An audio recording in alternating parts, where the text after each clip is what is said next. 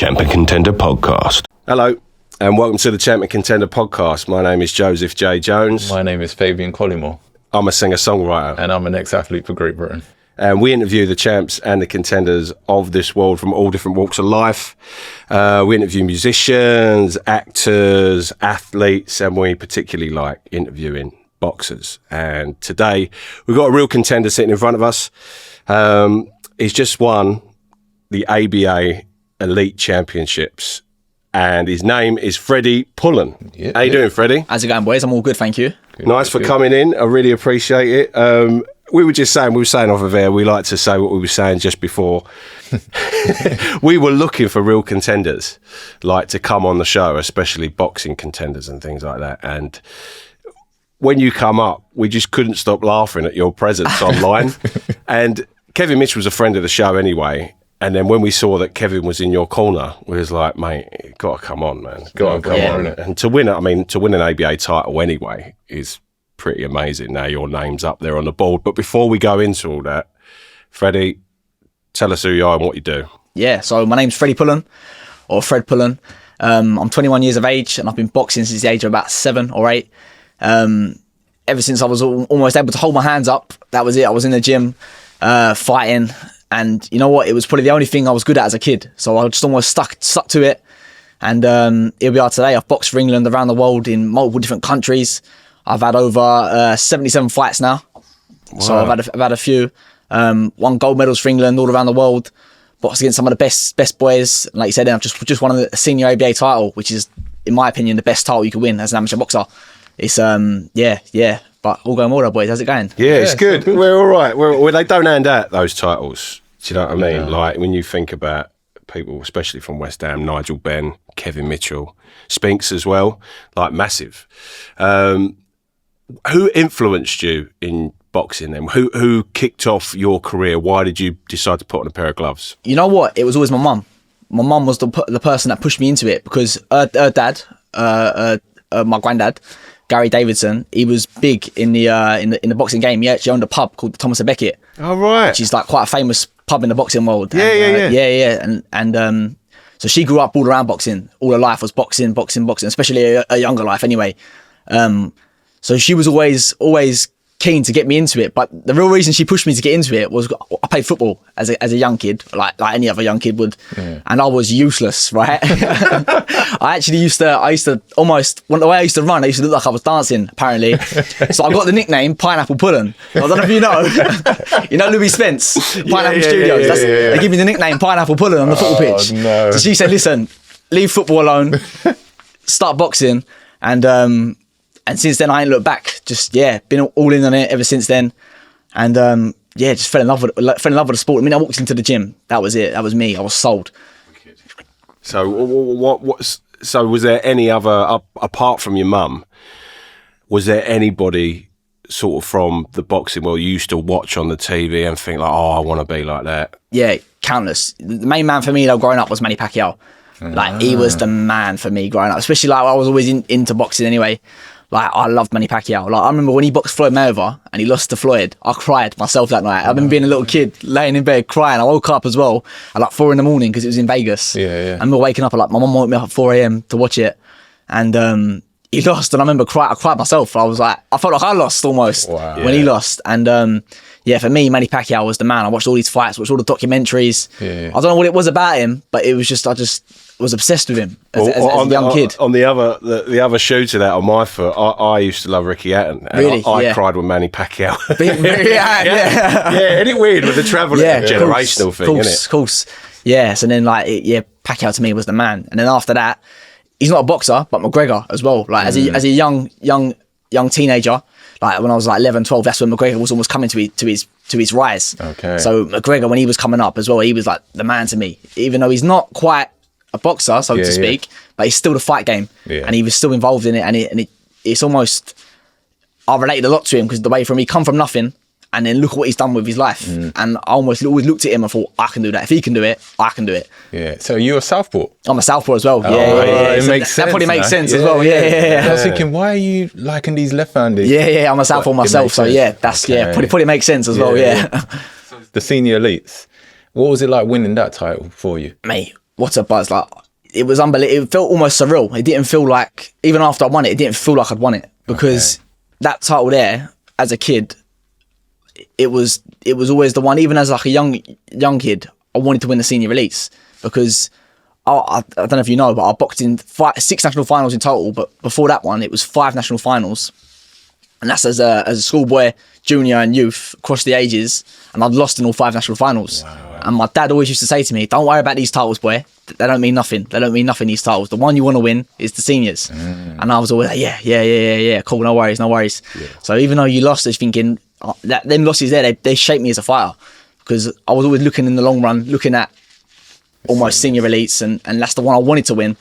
And like I say, those other 5 losses, they didn't mean nothing to me, because the one I wanted was the senior elite final. Yeah, that was the one I wanted. Who did you fight in the final? A boy named Jawad Ilyas. Right. Yeah. Okay. And what was he like? He's a good kid. And you know what? The final, it ended not the way I would have liked it to end. Yeah. It ended on the clash of heads, and it went to the scorecards after the clash of heads. Oh, you're joking. So yeah, it's not the way you would have wanted to win it as a fighter, but the rules are there for a reason. Yeah. Obviously, he weren't able to carry on with a cut over his eye. Okay. So for that reason, they stopped the fight and it went to the cards, but that's the rules at the end of the day, and you still done enough in the time that the fight was on for to win it. So mate, what a buzz afterwards, what a feeling. Is this the one where you had to wear someone else's shirt?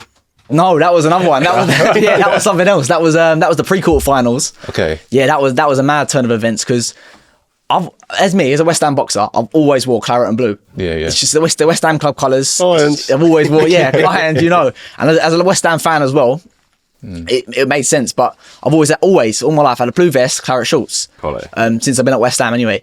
And I've got into the ring and I'm in the red corner, but I've got a blue vest on. So when I got in the ring, they said, "No, listen, you can't box in that vest." So I'm in the ring ready to fight. Like, what do you mean I can't box in this vest? Like, I'm panicking now. They've gone to me, "You've got to get out, go upstairs and get changed." And I'm thinking, oh no, what am I going to do? Yeah. So I've got out of the ring, and as I've got out of the ring and walked back up to the changing rooms, my brother, Conor Mitchell, or Kev's son, Conor, he's come running out, because he'd boxed literally the fight before me. So he'd come running out of his sweaty vest. He's gone, "No, don't take it." Thrown it at me. I put his wet, sweaty vest on, right? Sticking to me from another club as well. And I've just jumped back in the ring and had to box with that vest on. But that was the pre-quarter finals, yeah. Oh, amazing. Yeah. Going back to what you said about the clash of heads going to the scorecards, it's a shame it didn't happen for our friend Kevin Mitchell against Linares, right? Yeah. I mean, they just stopped it, didn't they? Yeah. It's just like Linares won. So you're obviously friends with Kev's son, Conor. Yeah, good friends. Here's a little question. Go on. Just going to fire, it's not on it. Go on. No, used to the same weight and all that. If you ever meet along the way. Nah, listen, I would never fight Conor. I love him like a brother. Yeah. Do you know what I mean? It's like we've sparred thousands and thousands of rounds together. Probably hours worth of rounds all together. And we both helped each other like come on leaps and bounds, and we won that title together. So he won it the weight below me at 57 kilos. I won it at 60 kilograms. Right. So like when I won that title, he also won the senior elites as well. The fight before me again, because he's the weight below. But yeah, like I said, I would never fight Conor. No money you could put in front of me to fight Conor. He's like a brother to me. Do you know what I mean? Pressure must have been on. Yeah, of course. You know what? You say that, but funny enough, I actually felt less pressure after he won. Because I knew in myself. I believed in my ability. I knew in myself that I was going to win it. I was more nervous that he wasn't going to win it. Really? Yeah, I was more nervous for him because, like I say, he's like a brother to me. I love him. That's love, man. But it is, I was more nervous that he weren't going to pull it off than I was in myself, because I believed in my ability. I knew what I could do, and I know what he could do. But still, where you're not in control of him, I was more nervous for his fight than I was for my own fight. As mad as that sounds, yeah. Oh, amazing. And I remember being backstage and hearing the announcement when I kind of, and I'm thinking, thank. I'm sorry. No. You swear. Yeah. You swear. Thank God for that. I remember thinking, but yeah, man. Oh, amazing. So, like, being an ABA fighter and obviously doing it from junior up to senior, you must face a lot of people that you've fought already. So, like, people like the names of, like, Hamilton Joyce. Yeah. So, you lost first time to Hamilton and then you come back and you beat someone like Hamilton Joyce. What does it do for you? Do you discover who they are as a boxer and take that information with you and use it against them later? Or do you find that you just evolve as a boxer naturally after something like that when you lose? It's a bit of both, to be honest with you. It's a bit of both. Like every loss is a lesson. Even wins, you can learn things from wins. But every loss is a lesson. But the first time I boxed amateur was years before the second time. Yeah. But in between that, we'd sparred countless rounds up on England, up on GB, and that. So we'd sparred loads of rounds together. So it was, you never really know how someone's going to come out, but it was a bit of almost you take bits and pieces, you know sort of what they're going to do roughly, and you've got to adapt to it. But like I say, anything could happen when you come out and box. But it is a bit of both. I'd say, obviously you learn from the first fight, but that evolves you as a fighter in itself. But it's funny you should say that as well, because everyone that I boxed in that championships, I'd either boxed before or sparred before up until the final. The only boy I didn't know anything about was the kid in the final. Wow. But every round, so London's, pre-quarters, quarters, semis, I'd boxed them all or sparred them all. Like Sam Norris, for example, I boxed in the quarterfinals. I was up in Liverpool sparring with him 3 weeks before the start of the competition. So it was like literally, I only sparred him 5 weeks before I boxed him. So, but it's yeah, you like I say, you're constantly evolving as a fighter, constantly changing. It's good though. It's good. So look, I mean, I think it seems clear that you're probably going to turn pro eventually, you know, whether it be soon or whether you just wait. I mean, to have an ABA title is pretty big in my opinion. How important do you think it is to have an amateur career before you just turn pro? Mate, it's so important. Like, I've always said the amateurs is like your apprenticeship. Before you go get a full-time job or you get fully qualified, you've got to do your apprenticeship. That's what the amateurs is in boxing. So the way I look at it as well, and I've always looked at it, is a loss in the amateurs means nothing, effectively. You can lose and it don't mean nothing though. Whereas a loss in the pros is the difference between making 10 grand or 100 grand in your next fight. One loss can set you back now. And that's the game we're in. So the way I look at it and the opportunities I've had so far in the amateurs, I've been able to box all around the world against different styles and learn new styles against like Kazakhs, Ukrainians, all different styles that you wouldn't normally see in England. And I'm getting the opportunity to learn them styles now and know what to do with them styles now, rather than 5 years down the line, coming up against it for the first time for a world title, and all of a sudden thinking, oh my God, what is this? Yeah. I've done that. I've dealt with that before now in the amateurs. It's not the same as the pros, I'm not saying it is, but you've got some sort of understanding and some sort of idea of what it's like to box against those style of fighters.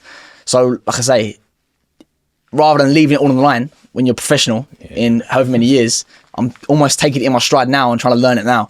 And it's unbelievable. I love the amateurs. Like, even even with the England squad traveling around the world, you all together, it's like a team. It's I can have a laugh, we can have a bit of banter. It's like, whereas I feel like with the pros, I'm not a pro, I've not boxed in the pros yet, so I don't know what it's like. But from my perspective, looking in, it's very lonely. It feels very lonely from boxers that I know that are professional. I look at it and I at times I pity them. I feel sorry for them because it does seem like a lonely game, and boxing is a lonely game. It's lonely in amateurs, but like I say, at least with the England squad and even with like me and Conor, you're together still. It's that brotherhood. It's that thing of that, like how footballers travel around and they're together and they've got their groups. It's the same thing with the boxing.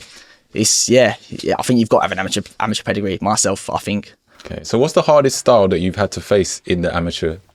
The hardest style of it is probably one Ukrainian kid. I'm gonna probably butcher his name here, but his name was Vasilovod. Oh no, I can't even remember.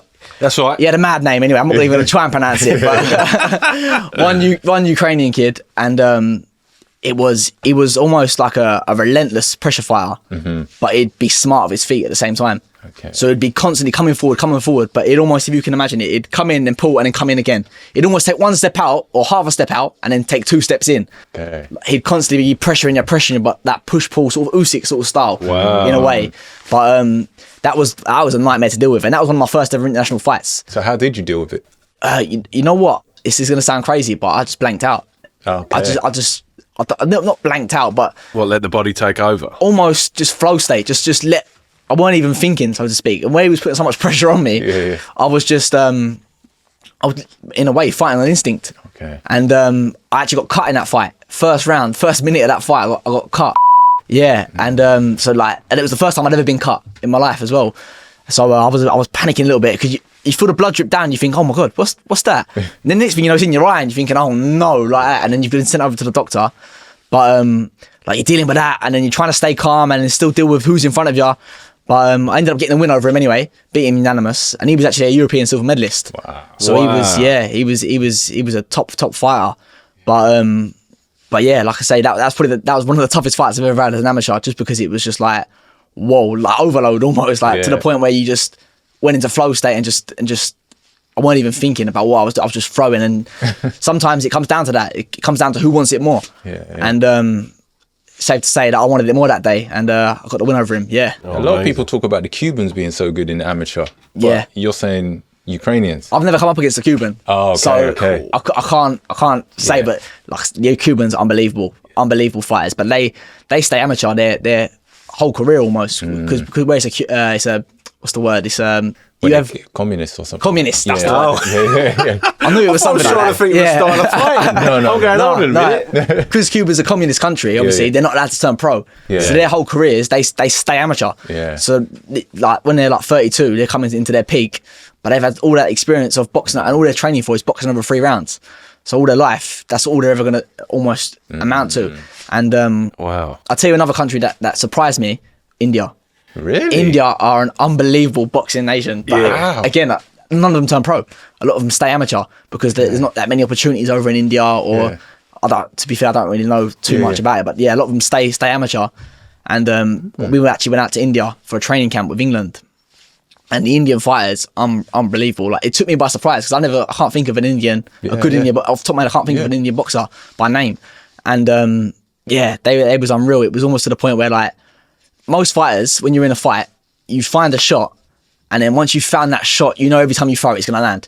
Whereas when you was out there sparring with them, you'd find that shot, and then you'd move around, you'd go to throw it again, and all of a sudden they've slipped it and they've come back with 2 or 3, and you're thinking, whoa, hang on a minute, I've got to change it and find something else now. And they was unbelievable, sparring out there. Because a lot of them as well, they've been to like 2 or 3 Olympic games where they stay amateur for so long. Like, Wow. over that 12 years, they've qualified and been to like 2 or 3 games. So the experience they've got and just being in the ring with them and sharing the ring with them, it develops you as a fighter as well, though. Yeah, I mean, it must just add so much to your IQ.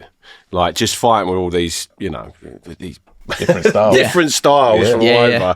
Like the Kazakhs, they fascinate me, Yeah. really. Even like in terms of an MMA, style of fighting and things like Yeah. that, just the process and the brutality of Yeah. the training.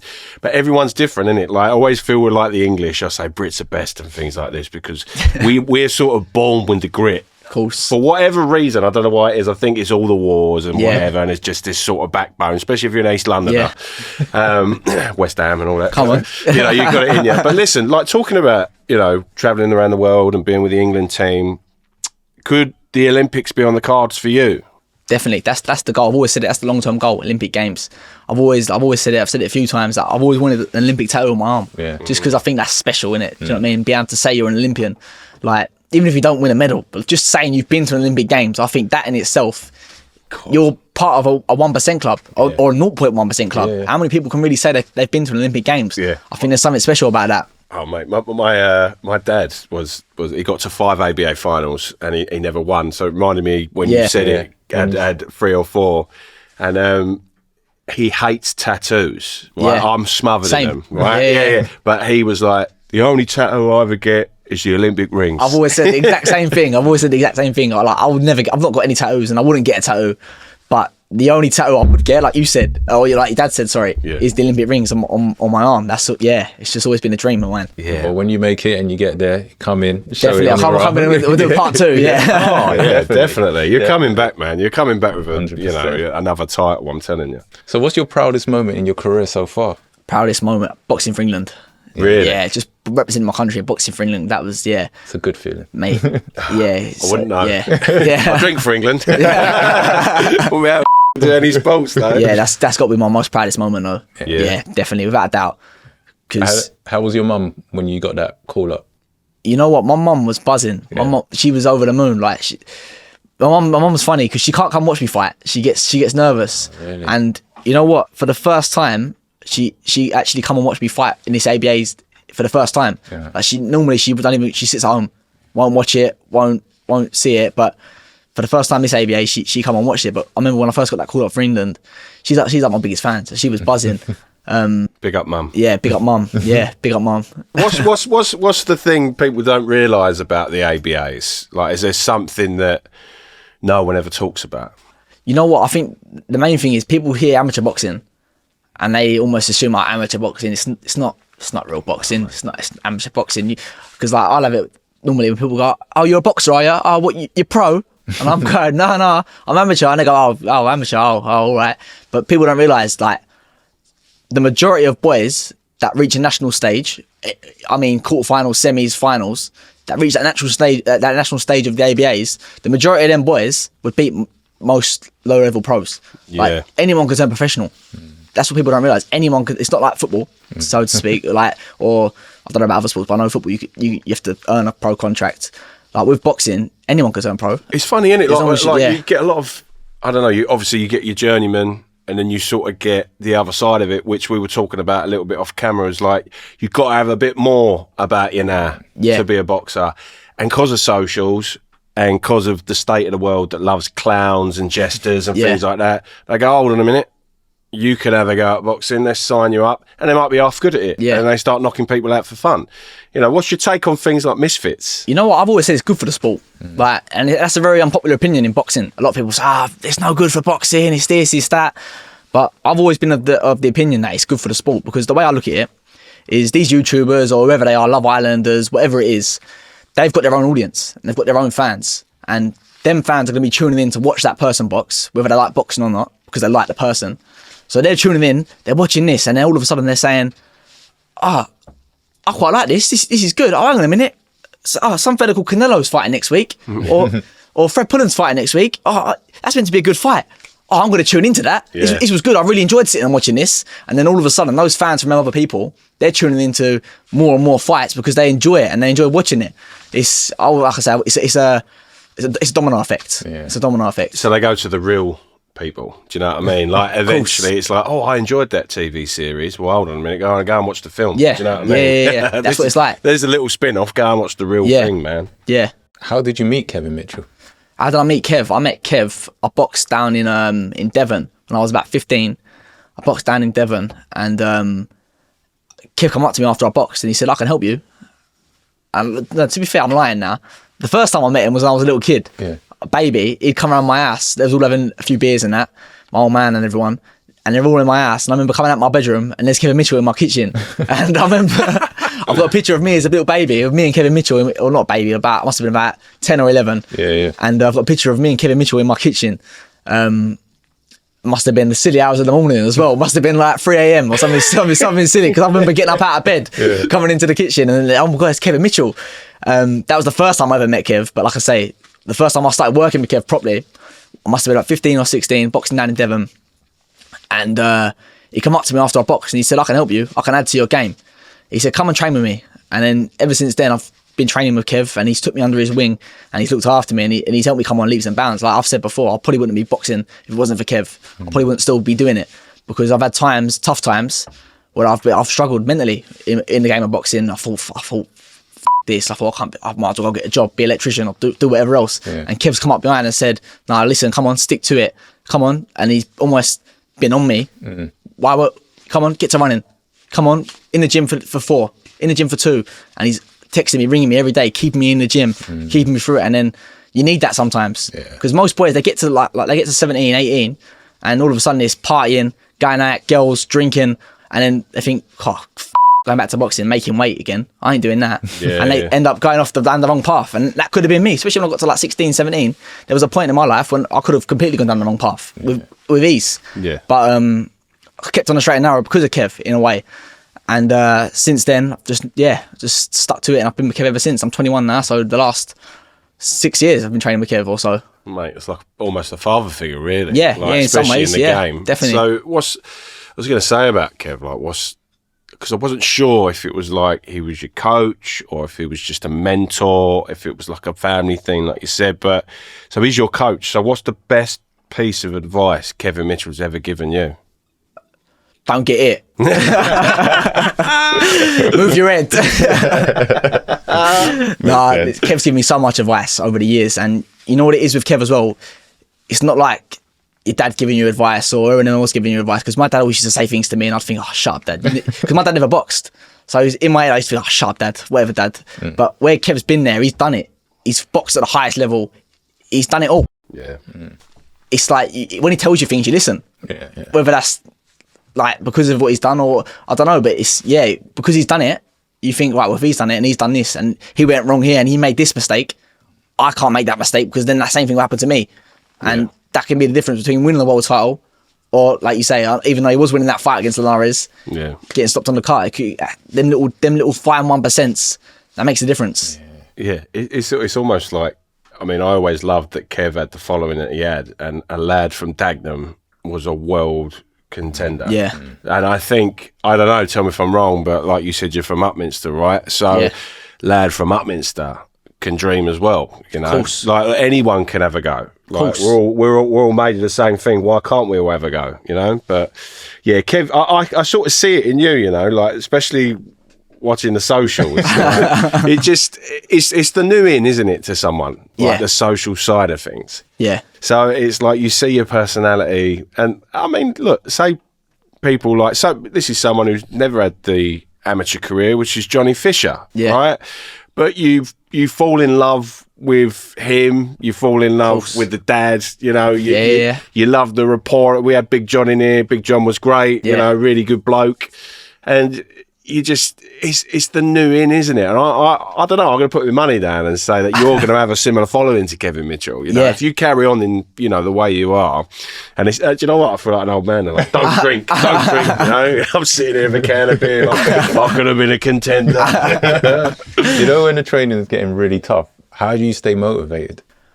You've just got to do it. Yeah. As mad as that sounds, even when you don't want to do it, you just got to do it. Yeah. Like, there's days I wake up some days and I don't want to get out of bed some days, but it's on them days that matter the most. They're the days that you've got to get out of bed and you've got to do it. No matter how you feel, you've got to just get on with it. Like, and that's always been how I was brought up in life as well. Like, my mum and my dad, no matter what, there was always, just do it. Come on, get on with it. What's wrong with you? What are you moaning for? Get on with it.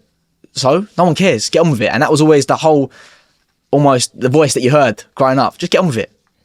Stop being a bitch. Like, that's what they would say to me. Just, and they'd always be like, get on with it, get on with it, get on with it, get on with it. That's good. And then that's just always the way it's been since then. Like, with boxing and even in life, it's just been just get on with it. No matter what happens, just get on. It is what it is. Get on with it. Yeah. You heard it. Get on with it, for sake. I always love that guy that does the running and he's like, stop being a bitch. Yeah, Goggins, isn't it? Goggins, yeah. Oh, yeah. He's funny, man. Yeah, It's mate. hilarious. He's I'll tell you what, he's lethal, man. So, like, you know, you used to say, like, get on with it and do the training side of things and whatnot. I mean, it must be hard being a youngster. I mean, as soon as I was 17, I was down pubs, but I'm a musician, so it sort of comes out. If I don't turn into a crackhead, it hasn't really worked out for me. I'm not, just saying I'm not. But how hard is that fight?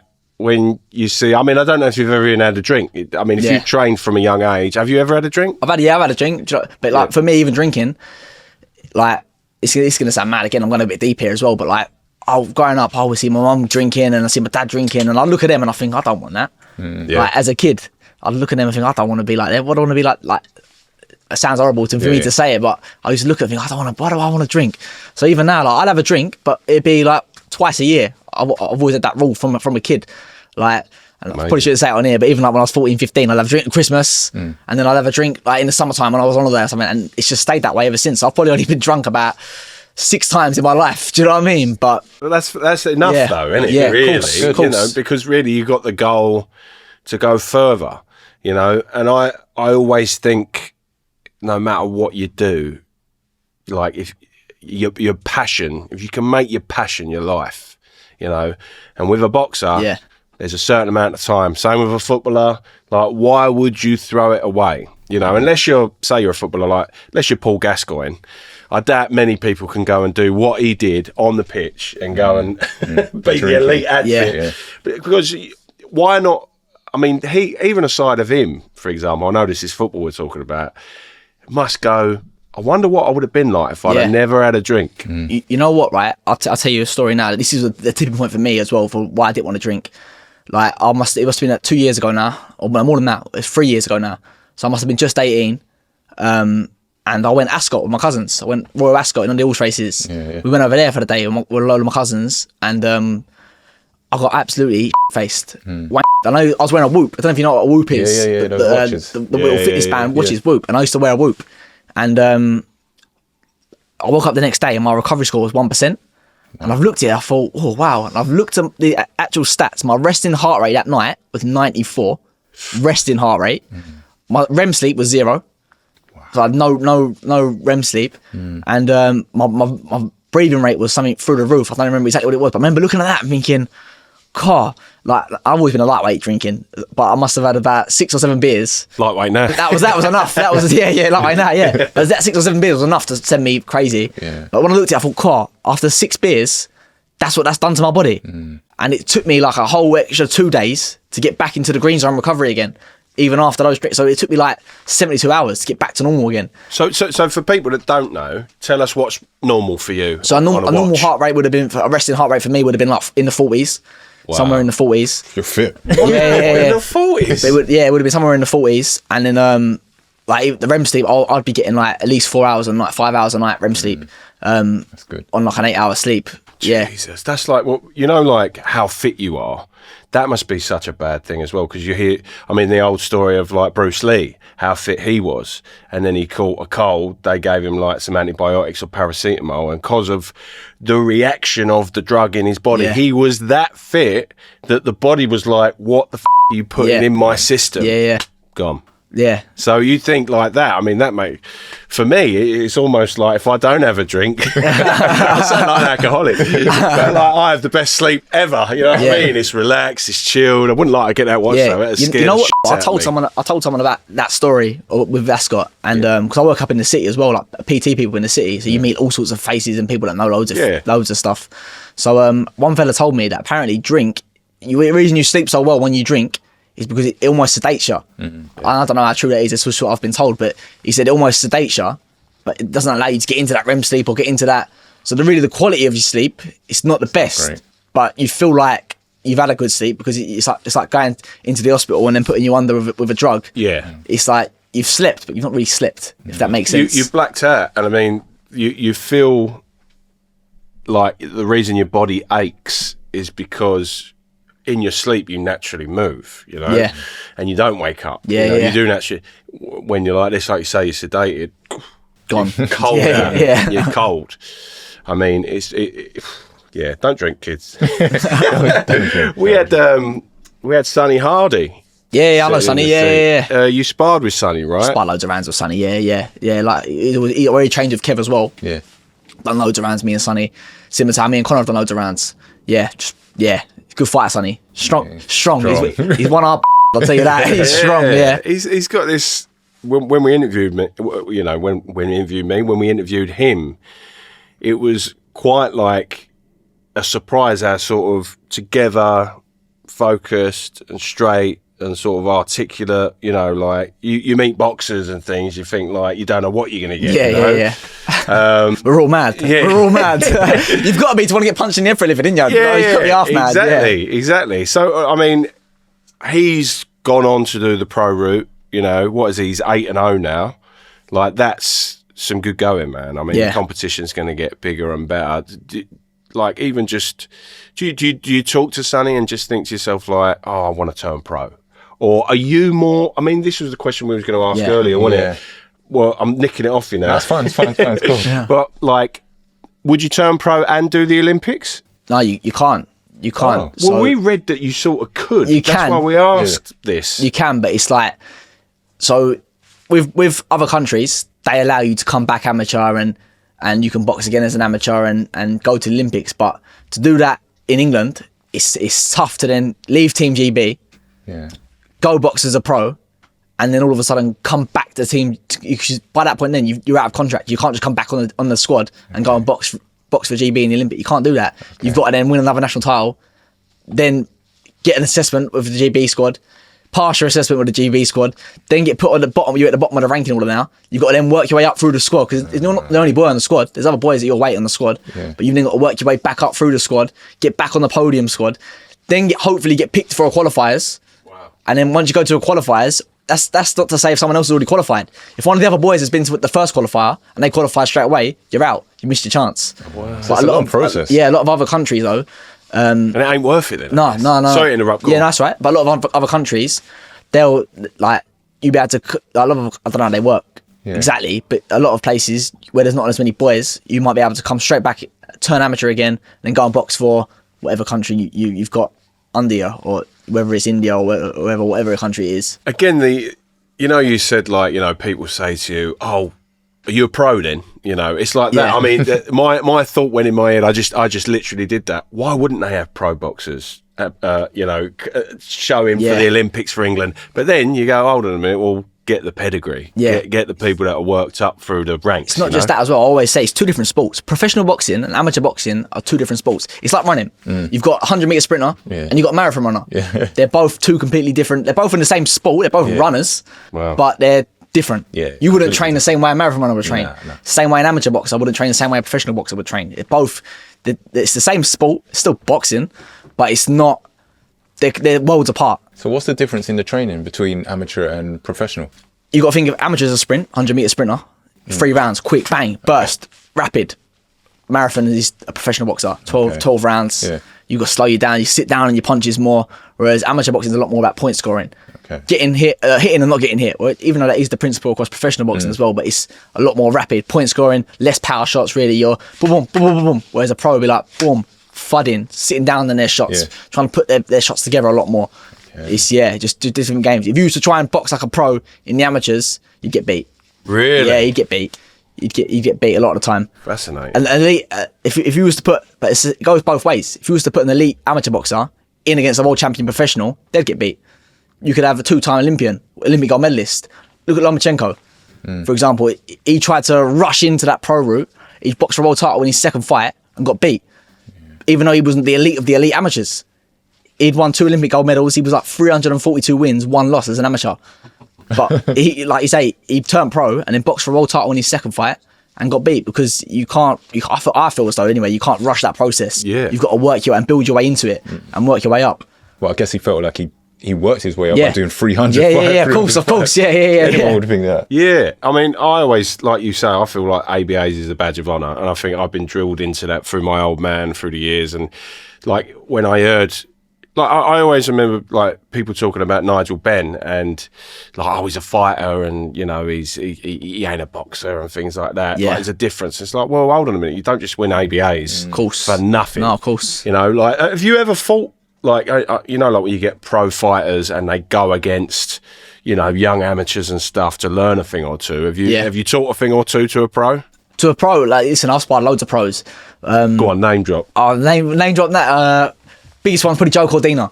Joe Cordina, Martin Ward. The first time I realised there was levels in boxing was when I sparred with Martin Ward. I must have been a kid again. It was with Kev, just got in with Kev. I must have been 15, 16. I remember sparring with Martin Ward. And the first 2 rounds, I might have pinged him, and I'm thinking, yeah, this is all right, no problem. Yeah, easy. But then come the 3rd round, now I'm blowing a little bit, and he's probably starting to whip him into the body, whipping into the head, and I'm thinking, he's hitting me, and then he's moving around to the side of me, and I'm thinking, where's he gone? And then all of a sudden he's coming back, and then the 3rd, 4th round, he's bashed me to pieces. Yeah. But that's the first time I ever realised that there's levels in boxing. Like I'd never been in the ring with someone and felt almost out of place, and even now I've never felt truly out of place. Even when I sparred with Martin, because obviously I know he was a lot older than me, a lot stronger than me, a lot more experienced than me. And obviously the first 2 rounds, obviously in your head, you're thinking that's a win for me. I've won 2 of the rounds anyway. Like, in your head, it's a win.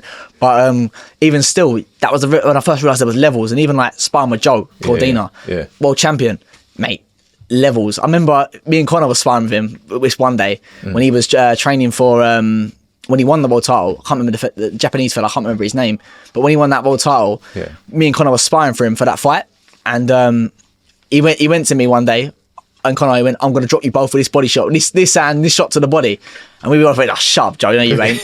What did he do? Go and dropped us both to the body with that same shot. Like there was just levels. Like Joe, he'd hit you twice, and then he'd step around you, move around you, and he's gone. Then he'd hit you from the side, then he'd be stepping around you the other side, then all of a sudden, by the time you turn around to look at him there, he's hit you around the other side there, and it was just like, it was mad. But you know what? Like I said, you learn from them rounds. It's unbelievable around sparring. Like it's like you surround yourself with. If you're in the ring, and even if you're just outside of the ring, being around world champions like Joe Cordina, that rubs off on you, and it develops you as a fighter. And you need to push yourself like that. I think you can't. You don't learn as you push yourself. You need to almost take that beating, take that loss, like we said earlier, to be able to develop and learn as a fighter and as a person. Yeah. Is that his IQ that made him hit you with that left? Yeah, IQ, a number of different things. Fight IQ. Yeah, I'd say it's mostly IQ and experience. Okay. Experience. He knew what if he to set it up. He knew. He'd tap me around the left side. I'd dip to my right maybe, and then he'd whip the shot in. Like he knew what. Like he'd know what to do. Little tricks, and little things that he'd know how to do that I didn't have a clue what he was doing when I'm in front of him. Do you know what I mean? So you've learned from that now. Yeah, you learn from it. Yeah, And yeah, then yeah. You used it. I've used, of course, Okay. yeah, of course. Amazing. Even things like the way he steps around you, like from watching him shadow box and then doing it in front of you when he's sparring with you, you replicating it. You're watching him and thinking, I want to do that. How does he do it? Okay, I'm watching him shadow box. I'm watching him hit the pads now, and then all of a sudden, I'm trying it in sparring. You might not pull it off the first time. You might not pull it off the second time, but then all of a sudden, the 10th time in, maybe I've gone boom, boom, boom. I've stepped round someone. I'm like, oh my god.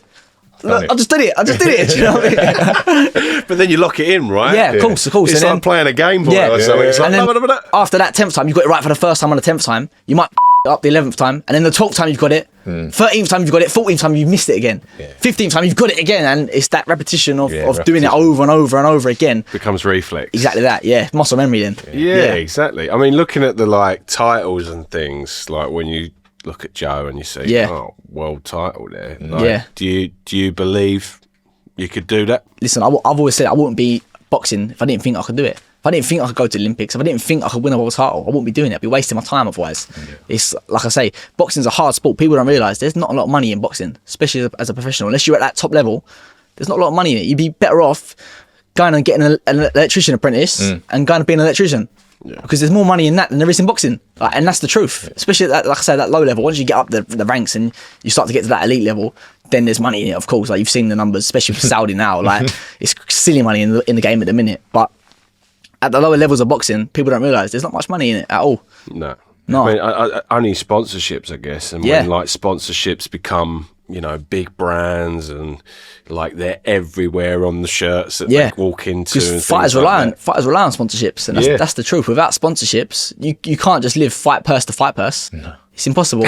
We see the podcast like a fighter, don't we? We're getting sponsorships gradually and things like that, and we love it. Do you have sponsorships yourself? Yeah, I'm very fortunate. I've got 4 sponsors at the minute. I'm gonna big them up on here if that's all right as well. Yeah, I've got MAA Eye Care in Upminster. I've got XL Waste in Raynham as well. I've got Greenies out in Benidorm, Greenies Bar out in Benidorm. Oh, amazing. And I've also got the gym that I work for, 12x3 boxing, 12 times 3 boxing. Yeah. And they all support me, and I'm very fortunate to have the support that I've got, because for me, I wouldn't be able to work a normal job and box at the same time. I can't have a normal job and then turn around and go, I can't come in next week, boss. I'm going out to India to box for England. They'd be like, no, you're not. You're working. Do you know what I mean? It'd be impossible for me. So as an amateur boxer, and as any boxer, any level boxer, you rely on sponsorships to get you by. That's your bread and butter. And then your fight purse money is what you do with it that can then set you up to then be safe afterwards. Yeah. Well, if we get anywhere, Freddie, in life with the podcast, I like you, so we'll invest. Sweet, I appreciate it, boys. Appreciate it, boys. Got a long way to go yet, mate. But we'll see if we get there. Yeah. Listen, we got a little game. Go on, then. Shot stopper. You named a few people there that are probably in this list. Shot stopper is a game where we put 2 names off against each other, right? Cool. So you have to pick one name. If you can't pick, it's a shot. Okay. You don't drink. I'm always designated shot stopper because he don't drink either. It should be a different thing, you know. You got to do a dare. You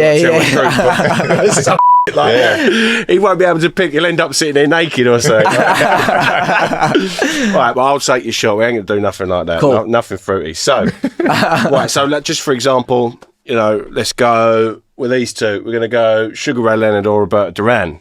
Right. Exactly that reaction. Yeah. If you can't, bang, away you go. But if you can choose, I'm just have to choose now, ain't I? Yeah. For your sake, no, don't worry. You can get no, I can choose. you can choose. So this He's saying please, mate. No, I'm not. A few would do, mate. A few. This is Shot Stopper, and your subtitle for Shot Stopper is Young and Old Lightweights. Okay. So we mixed them up a little bit. Okay. So we're going to start. James Flint or Sonny Hardy? Sonny Hardy. Why? It's my brother. He's a good friend of mine, stable mate, and I'm picking Sonny Hardy for that. Yeah. Okay, so he can because it's personal preference. Yeah. Of course. All right, Sonny Hardy or Lewis. He got this wrong last time. Yeah, I butchered his name. Go on. Lewis Sylvester. Sonny Hardy again. Okay. So Sonny Hardy or Mark Chamberlain. And when I'm picking either one, am I picking who's going to win in the fight? Do you know what? Again, however you see this in your head is how it pans out. So Yeah. it could be a fight. Of it course. could be personal preference that you've sparred with Yeah, that yeah, person, whatever. Okay, I'm gonna keep it in fight. I'm gonna say Mark Chamberlain, just because he's got that bit more experience. He's done it at the top level, and Sonny's yet to prove that in this game yet. But I believe Sonny can do it. But for this moment in time, right now, I put my money on Mark Chamberlain for that one. Yeah. All right. Mark Chamberlain or Maxi Hughes? I'm gonna go Mark Chamberlain again. I like Mark Chamberlain. Yeah. He's Turkey Al Sheikh's favourite fighter as well. I don't know if you see that, but yeah, really? but I quite like Mark Chamberlain as well. But I'm gonna give Mark Chamberlain that one. Okay. So Mark Chamberlain or Gary Cully? That's a good fight. Yeah. He's a good fight. I'll go Gary Cully. Yeah? Yeah, I'll go Why? Gary over that. I prefer his style. I like Gary's style. Tall, slim, similar to me. I'd go Gary Cully with that one, man. Oh, okay. Yeah. Gary Cully or Reece Mould? Gary Cully again, I'll say. Yeah. Okay. Gary Cully or Jordan Flynn? Jordan Flynn. Jordan's my brother as well. Jordan Flynn. Yeah, I love Jordan. Yeah. He cracks me up. You with him on the England team? With Kev. Oh, okay. With Kev, Oh, yeah. okay. So he trained with, I sparred loads of rounds with Jordan again, but like, yeah, he was with Kev for a few years. What's his ability like? He's good, Jordan, man. He's good. He can whack. He can half bang. He can. Yeah. Yeah, but he's good. He's good stuff. Jordan, I love him as well. He's funniest geezer you'll ever meet. He's hilarious. All right. Jordan Flynn or Cameron Viong? I'm gonna say Cameron wrong, just Yeah. because that last fight that happened. Yeah, it was good. I think he's just that level above Jordan in ability wise. But Jordan's out now. He's out in LA at the minute, I think, with Buddy McGirt. So he's training hard. He's working hard out there. So who knows in the rematch in the future? But for this moment in time, I'm gonna say Cameron. Okay. So Cameron Viong or Giorgio Visioli? Giorgio. Yeah, Giorgio. He's a good one. Giorgio. I've sparred loads around with Giorgio again. Like, me and Giorgio are good friends. But yeah, I'm backing Giorgio in that one, 100%. I see him as a world title. Definitely. Yeah, Definitely. Giorgio's 100%. special. Yeah. Why is everyone raving about him so much? What is it that he's doing? He's just, you know what I think it is? He's so elusive and he's got such quick hands as well. But he can whack as well. And that's what people want to see. Yeah. People want to see knockouts. Those 5 body Especially in the shots. pro game. Yeah. Like, and yeah, like I say, Giorgio, he's just special. He's got the ability. Yeah, he's special. We had Mark Tibbs, didn't we? And he was like, the boy has got it all. Like, Yeah. Fair enough. All right. Visioli or Aqib Fiaz? I've got Giorgio again. Yeah. Yeah, at that fight right now, I'd back Giorgio again. That Italian flair, man. Yeah. Giorgio Visioli or Sam Noakes? That'd be a good fight. That's a good fight. That's a good fight. That is a real 50-50. Uh-oh. Oh, you have to do the shot for that one. Right, do you know what? Right, always do it just in case it comes on. There you go, Kano, Duppy White. We'd love you on, mate. I'm gonna do a shot of it. You into your grime? What's that? Yeah. Yeah, like Kano. Of course. Love a bit of Kano. Oh, do you know what? I've not got a shot glass here. I'll just Straight from the bottle. Chin chin, Kano. Thank you very much. Right, there we go. I'll keep that there. I've got a feeling I'm going to be doing more. Ooh. Frank Martin or Andy Cruz? Andy Cruz. Yeah. He's a special fighter as well. Yeah. Andy Cruz, man. Comes from that Cuban background. And he's another one I watched come through the amateurs. Like, when you're studying and film studying fighters, Andy Cruz is one of them fighters you're film studying. You're just watching him. I couldn't even put into. He's just special. Just when you watch him, he's just special. Yeah. You do that one. Okay. Oh, yeah. Andy Cruz or Keyshawn Davis? Andy Cruz. Really? Yeah, Andy Cruz. Really? Andy Cruz. He beat Keyshawn a few times in the amateurs as well. Ah. He beat Keyshawn a few times in the amateurs, but I just think he's that level above Keyshawn. Even in the pros? Even in the pros. I've watched Andy in the pros and I think Andy's sick. He only had 13 fights though, isn't he? Like in the amateurs and whatever, and he's the WBO champion. Yeah. That's pretty mental. Well, I respect you. I respect it. It's personal Yeah. preference. All right, this one might stump you. Go on. So, Andy Cruz or Kevin Mitchell? Kev knocks Andy Cruz out, mate. I'm telling you. Are you worried that you're going to get knocked out? Kev knocks out Andy Cruz. I'm telling you. Yeah. Would in his prime. have you gone back and watched?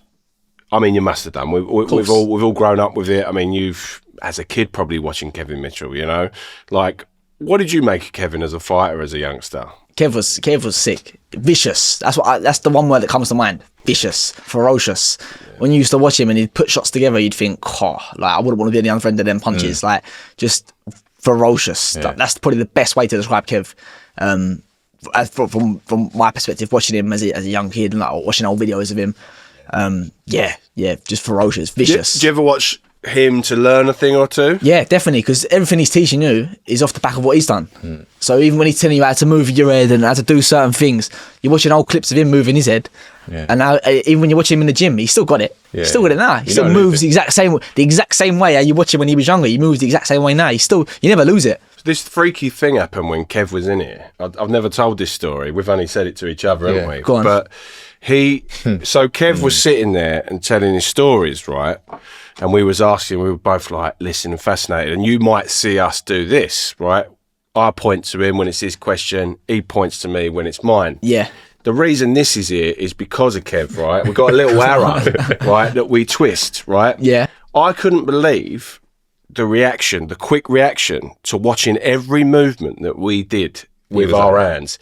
It was just like, I'd go, before I even done it, is down there. He knows. Yeah. It's like he just saw everything. Yeah. And I can only put that to, waiting for the years, you know what I mean? And years of Yeah, just ducking and diving. Well, not ducking and diving as in a sense. Ducking and diving. Yeah. I mean, literally quite ducking and diving. But yeah, that's the reason that's in there, Kev. It's not even a big thing really, but I just thought I'd say it. But like even just those little movements, he just everything. Up on it. It just locked in his head. Yeah. So aware. He done the thing with you, didn't he? What's that? Was it you that he was punching? Man, he punches me all the time. We spar, we'll spar, but he'll put like a body bag on, like a body pad. Okay. And I'll have my guard gum shield in and that, and he'll have a pair of gloves on. And we'll basically spar, but he won't get it. I'll just be eating the body pad, and he'll be whacking me up. But you pick up things of him as a fighter, because he's moving around with you, like as if he was actually sparring with you. And you're picking up certain things, again, same way we said about Joe earlier, about little tips and little tricks and how he put certain body shots in. It's the same thing with Kev now. Like you pick up little movements off of him, like how he'd set a body shot up. Like he might tap you here and then stab the backhand into the body there, for example. And then all of a sudden you're going into sparring and you're trying that exact same movement. Even though it's because if it's worked on me, I know it's got to work because I don't want to be, it's the big anyway as well now though. But I'd like to say I'm hard to it.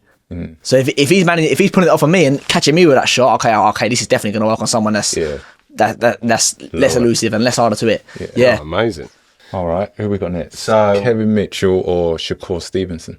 Kevin Mitchell. Yeah. Shakur, yeah. It beat Shakur. In his prime, yeah. Okay. I'm going to add one in. Go on. Kevin Mitchell or Joe Cordina? Listen, you wanted to drink then, didn't you? You wanted to have a drink, innit? Yeah, I can't pick between them two. Really? Yeah, I couldn't pick between them two. Set myself up. Yeah, you did. I couldn't pick between them two. I promise I ain't an alcoholic. Right, here we go. That sounds like a lot. Yeah, that was a big shot. That was a shot. The other one was a sip. I'm doing it for all the people that go, I don't want a shot. Yeah. Is it me or you? Okay. Go on. Javonte Davis or Devin Haney? Javonna. Yeah. I like Tank. Why? Because everyone sees Tank as just a heavy hitter fighter, but when you actually watch him, his boxing ability is unbelievable as well. Like the way he times shots, he sets shots up.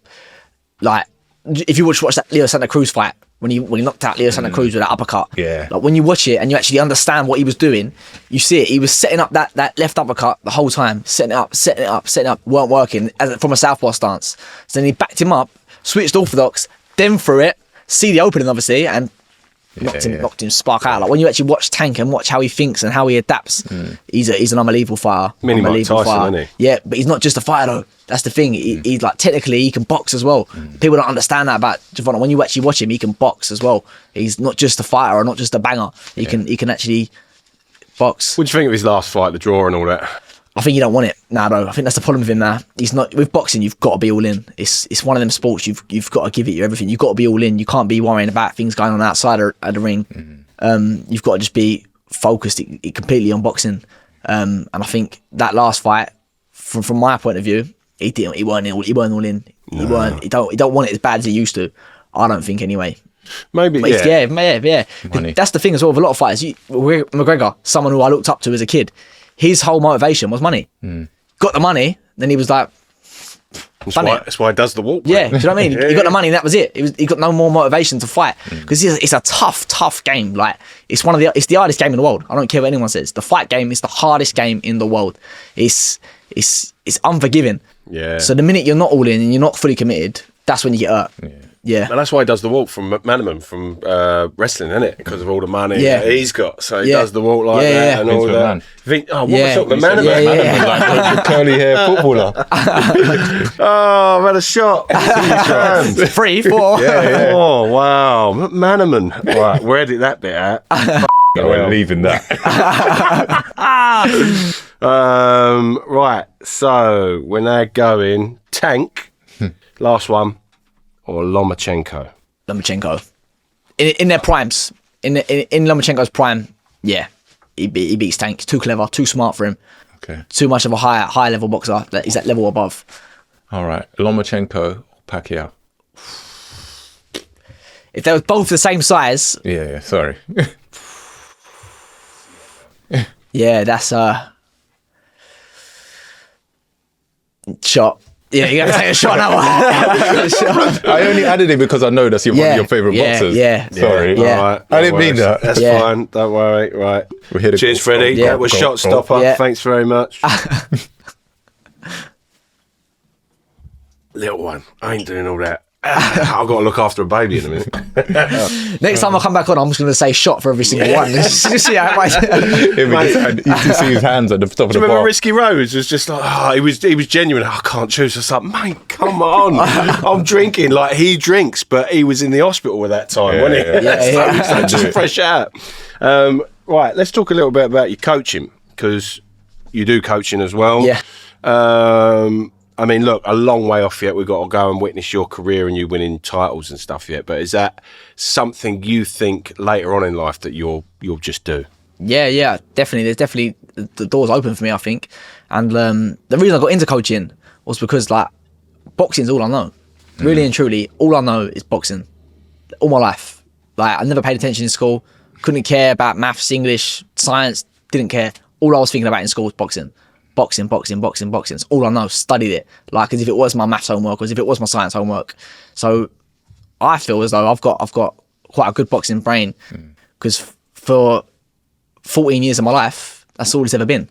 Is boxing. 14 years of my life, like it's just all I'll ever know. I bleed it. So for me, even when I started coaching, naturally I found it so easy.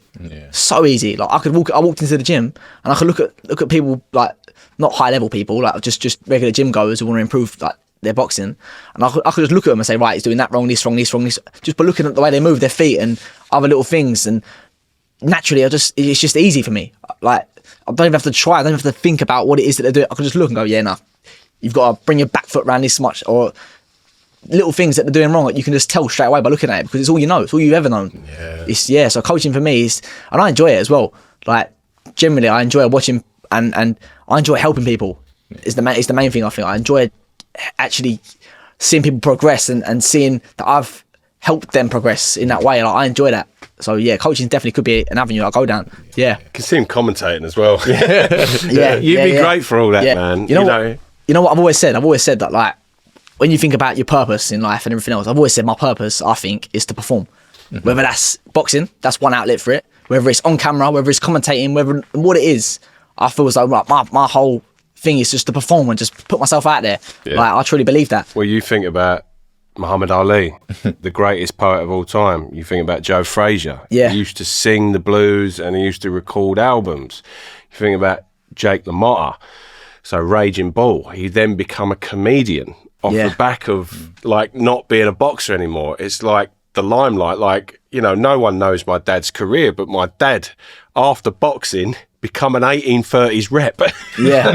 Because he wanted to just entertain people, you know, and he's got a good voice and things like that, you know, and that's probably where I get it from. But there's that standalone attitude to it, and that's why I always took it into being like singing could cross over into boxing in a way, like just the mentality of it, you know what I mean? That standalone, here I am. I used to stand on stage like that. I used to go like that, and in Germany I earned the nickname, the boxer. Yeah, on stage. yeah, yeah. Like, I wasn't swinging people in the crowd. Start chilling. Like my music. Yeah, I know. Pow! What'd you say? Don't like my music. But I think though, to be elite at anything or just to perform at a high level at anything in life, whether it is singing, whether it is boxing, no matter what it is, to be elite at something or to be a high performer, you have to be that way. And they all have the same characteristics and they're all interchangeable, so to speak. It's all the same in some way, but it's the same writing but different font. If that makes sense. Yeah, it's the same that's, writing, that's a font. good saying. Yeah, I I like like that. that. So if you could model your career on a lightweight pro, who would you model your career on? As in, just Like for the future. if I could do anything that's one, who would I? Who'd you see yourself like? See, this is going to sound very cliche. I know everyone says it, but I truly believe there's no one like me. Oh, I feel like there's no other fighter that does things the same way I do things. There's no one I look at and I think we're the same. Or it's just, I feel like it might sound big-headed, but I feel like I'm one of a kind. Yeah, I feel like there's no one else out there that's like me. Like, and I've always felt that way as a kid, even growing up as a kid. Like, I never really had like a best friend as a kid. I always felt like I was just unique. I always felt like I never really clicked with anyone. Like, no one was like me. In school growing up, like, and I always had that thing in my head. Like, my mum said to me, I had this conversation with my mum the other day. And she said, like, you used to come to me when you was a kid and say, Mum, why don't I have a best friend? Just because I never clicked with anyone like that. I've always looked at myself, not as above people. Don't want it to come across like that, but just different to everyone else. Just always looked at myself as different. Well, I think it's a good thing because if you look at the people, like if you was to ask the same question to Ronaldo or Messi, they wouldn't say that they're looking up to anyone else or want to be like that person. So good on you for saying that. It's like, you just want to be me, man. I want the world to know me as me. You have to believe. But there's also a fine mixture, which talking to you, Freddie, is very apparent to see that you're quite down to earth as well. Yeah. Like, you got your feet on the floor.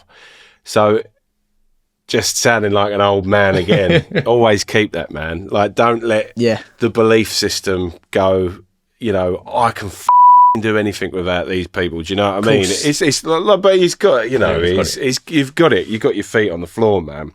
What does West Ham Boxing Club mean to you? West Ham Boxing Club is massive. It's massive to me. It's like you've mentioned a few names earlier. There's so much history in that club, and to become a part of it now, I'm only one tiny brick in the wall, but just to be one brick in that wall, that's special.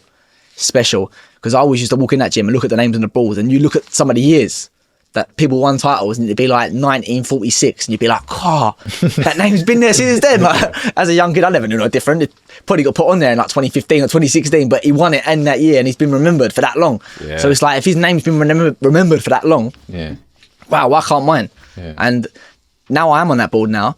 It is definitely something I look at, and I think my name's going to be on that board for the rest of life, for the rest of eternity. As long as the West Ham Boxing Club is still a thing, my name's going to be there, and I'm going to be a part of that club, and I always will be involved with it. West Ham and Repton will always exist. Always. And I've boxed at both of them now as well. Oh, really? A lot of people I started out at Repton. I started out at Hornchurch in Elm Park Boxing Club. That was my first ever boxing club. See, that boxing club goes under wraps. Like, that one's a good starter. Listen, I back this then, right? So you talk about Hornchurch and Elm Park Boxing Club, these are some of the names. Johnny Fisher was one of them. So you had me, Johnny Fisher. I don't know if you know Sonny Ali. Another professional boxer. You had Luke Waits. He was an unbelievable fighter back in his day. Never turned pro or anything, but he was a great fighter.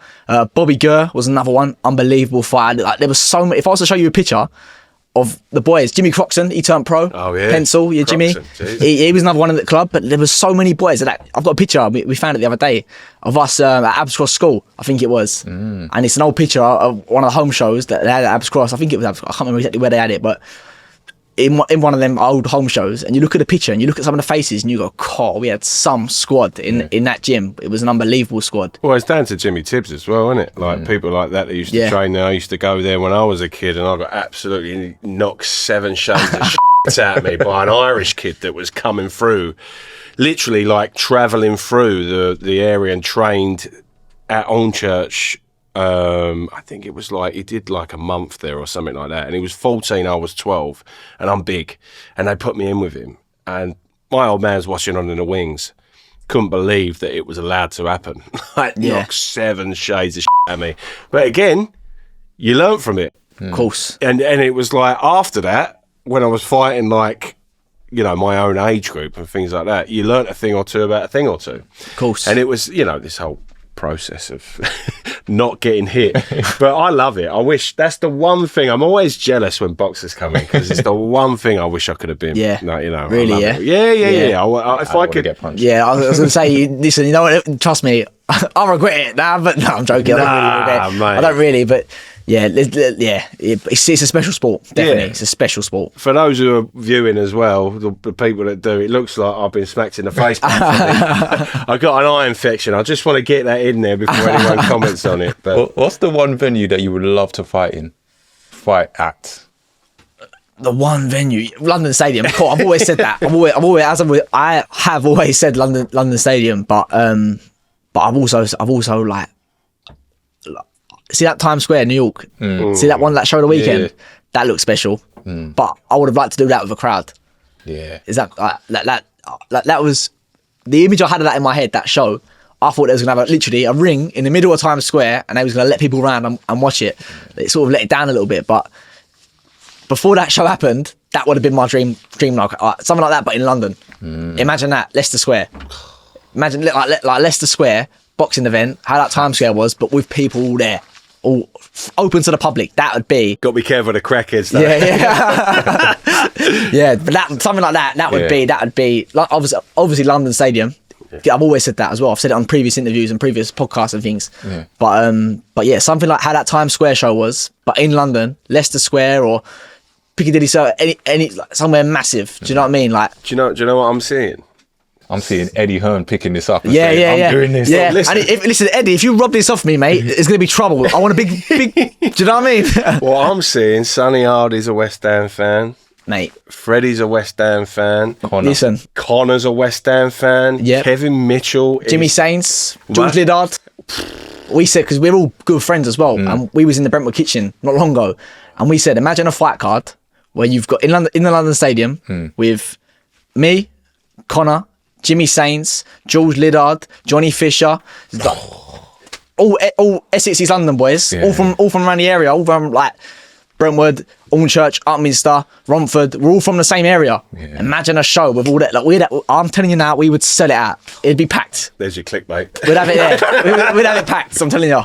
Mate, that'd be unreal. Right, I'll buy a ticket. When's your next fight, Freddie? Next fight's in 4 weeks. In the Tri-Nations.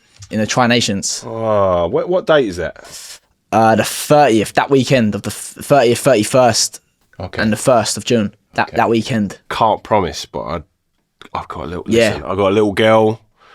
Before I say it to anyone, I'm going to see Johnny on the 17th, and that's like a big day out for me. Yeah. But I would like to come and see you fight. Yeah. So before we go, give us your details. Definitely. Yeah, and, definitely. We stay in contact. Wicked. We support you now, man. Honestly. 100%. Listen, what a character, man. Listen, we've got just a few more little bits and bobs. No worries. This is called Last Orders. Okay. This is unrelated questions. Yeah. Because we're towards the end of the show, right? So random questions pointed at you. If you could be any animal, Freddie, what would you be and why? Any animal? See, I've had birds ask me this before. Right? Yeah, I've had girls. Sorry, I shouldn't say birds. I've had girls ask me this before, and I've always thought, what a stupid question. Like, I don't know what animal I'd be. Like, probably a dog or something. Probably a dog. Yeah, probably loyal, a dog or something. Loyal. Yeah. You know, my dog. I mean, my dog in there, he's great. So there's nothing wrong with I like dogs, so yeah, dog. Probably a dog. Okay. What's one secret you've never told? Here we go, exclusive. Ooh, one secret I've never told. Oh, one secret I've never told. See, I'm quite an open person. I don't keep secrets or anything from anyone. Okay, I got one. One secret I've never told would probably be I actually hated boxing at one point. Really? Hated it.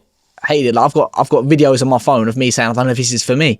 Like, or because I've always recorded, like you probably know this, but I've always recorded them all my life because I know one day I can use it and sell it to Netflix or something and make a bit of dollar out of it. But I've always recorded my life, and any little thoughts I have, I just get the phone out and almost like taking a diary. It's like a modern version of a diary. Instead of writing my thoughts down, I just take my phone out and I video it, my thoughts. And I went through a stage in life when I hated boxing. I didn't want to box. I just hated it. Wow. But it's like anything though. It's like work. If you at a job for 10 years at a time, eventually over that 10 years you're gonna hate that job. It's the same thing with boxing. Boxing is just a job. It's my job. But after 10 years, 11 years, 12 years, you think, oh mate, this is some guy, and there's no promise that he's gonna pay. Either there's no promise that it's gonna pay. And there was a point in my life when I thought, I don't know if boxing's for me, but it definitely is. I know that's I know it. If that thought ever comes in your head again, imagine being like an ice cream truck salesman, or you know what I mean, like someone who's just in a 9-to-5 job that's dead end. Like you're doing something you love, man. See, you know what, as well though? I needed that hardship to show me that boxing is for me. Without that, I wouldn't have known. Without that, you need them tests and you need them trials to be able to tell yourself and learn about yourself and know what you do really want. Yeah. Because I know for a fact I can't go a week without training. If I was just to stop boxing tomorrow, I'd lose my mind. I'd go insane. I'd end up doing a madness. I would generally. Like I can't go a week without training. If I don't train for a week, I get snappy, I get angry. I'm like, and I don't notice it myself, but other people notice it around me. And they say, my mum will be like, Fred, what's wrong with you? Have you trained? Have you go for a run or something? And I'm like, let me go for a run. And then like I'll go for a run and I come back and I'm a different person. Oh wow. Yeah, and it's like I need that not even if it's training, but I need that hardship, I think, or that test. It's like a fix. Yeah, like a fix. It's almost it's like a fix. I mean, there's worse things you could be addicted to, I guess. But like, it's like a release as well. You know, Yeah. you have to release the demons. You know? If you're just where's my best thing in life? Yeah, you know? it's like you're quite lucky as well that you found training already. So when you finish your boxing career, you've got a job prepared. Of course. A lot of people, when they finish their career, they're like, what do I do? Mate, look at Tyson Fury. Yeah. Like, you look at, and even like other fighters like Floyd. Yeah. And even Oscar De La Hoya to some extent. Yeah. He stopped boxing, but he needed to be in the limelight. So he went into promoting, and even when he promotes fights now, it's like the Oscar De La Hoya show. He's like, look at me, I'm Oscar De La Hoya, I'm still here, I'm still relevant. Yeah. Even Floyd fighting still, he's like 50 years of age, and he's like, I'm still here, I'm still a boxer, look at me. And you need that other avenue, like you say, because Tyson Fury is another one. Retired, didn't know what to do with himself, and ended up getting himself in a hole. So you need that purpose. You need that car to drive, and in the minute you have to change cars, you got to make sure that other car's ready. They're ready. Another good way of putting it. Good answer. Yeah. That was a good answer though, especially like a secret and all that. We didn't know what you was going to come out. Yeah, I didn't know what I was going to come out with. To be fair. Right. What's your go-to karaoke song? Go-to karaoke song.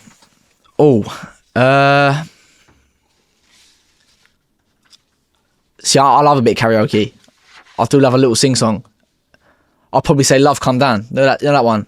Oh, yeah, what? Yeah, Love Come Down. No, not that one, no. Yeah, that's Love Come Down's... Are you talking about... Evelyn Champagne Queen. Right, no, I'm talking about... Oh, you make my love Calm down. That's a banger. That's my We should just do a little clickbait of us there.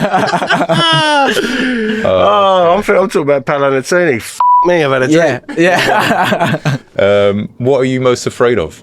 What am I most afraid of? Oh, that's a good question. What am I most afraid of?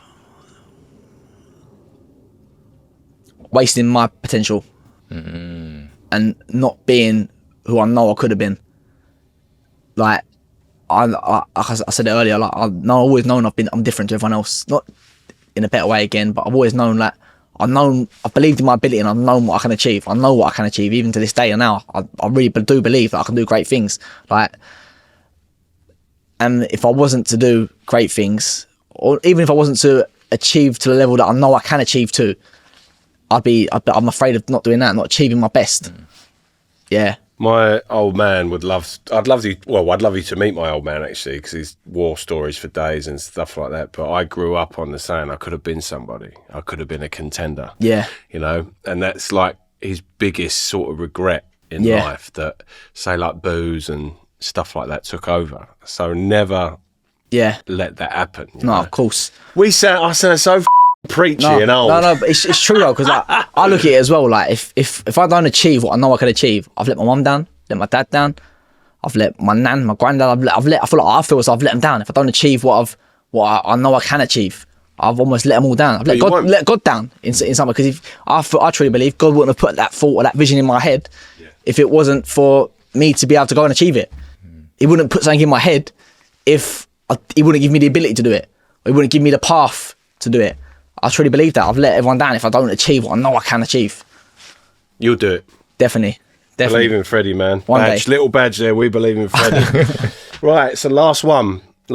So, doesn't have to be a boxer. Okay. If you could knock out anybody, who would it be and why? Oh, if I could knock anyone out. Oh. See, I don't hate anyone as well. So it's a good question, but it's a tough one again. You might have to get the shot bottle out. Who grates you? Who do you hate? I don't hate many people. I don't hate anyone. I'm a lover, not a fighter, deep down. Really and truly, I'm a lover, not a fighter. I'm a lover, really. That's the truth. He ain't got to answer that. Leave that one. Yeah. What advice would you give to a young, up-and-coming boxer? Just keep trying. Keep trying. Keep being honest with yourself. Work hard, and don't stop trying. Because, like I say, I've been in 5 national finals. Most boys would have got to their first one, lost their first one. I know boys that have got to their first one, lost it, and then packed in the boxing and said, that's enough for me. Just keep trying. One loss or one fight doesn't define you. It's what you do after that defines you. And it's that old Rocky saying, it's not about how hard you get hit, it's about how hard you get hit. Keep moving. Yeah. But it's true. In some, when you break it down, it is true. Just keep trying, keep coming back. No matter how many times you get setbacks or you get knockbacks, they're all tests from God. And I believe that them tests are there to see if you're worthy of what's next. And if you can't overcome that test and you can't overcome that, then you don't deserve what's next anyway. So just keep trying, keep working hard, and yeah. Okay. Where do you see yourself in 5 years' time, Freddie? 5 years' time. What will it be? 2030. Yeah, so by then, I see myself with an Olympic gold medal after being to the LA Olympics. An Olympic tattoo back in here, probably. You're welcome back anytime, man. Yeah, just turning pro. There you go, there's your answer. Yeah. Olympic gold medal back in here with an Olympic tattoo and a professional contract from Eddie. Yeah, I'm Eddie, yeah. There you go, we're clickbait again. Yeah. Big rings over the chest. Yeah, come on. But I want to see an Emma sign. Yeah, 100%. Listen, Freddie, you've been an amazing guest. From the pair of us, wish you all the best. No, boys, thank you for having me on. I've enjoyed it. Honestly, thank you for having me on, boys. Cheers. No. Anytime, man. Ladies and gentlemen, that was Freddie Pullen, future world champion. Definitely. Yeah. Definitely. Listen, that is the Champ and Contender over and out. All the best. See you next week. Peace. Nice one, boys. Freddie. Yeah. Nice one, boys. Wicked. Cheers, boys. Thank you. Definitely going to the top. No. That's quality. That was so definitely good. going to the top. No, I enjoyed that, man. I enjoyed that.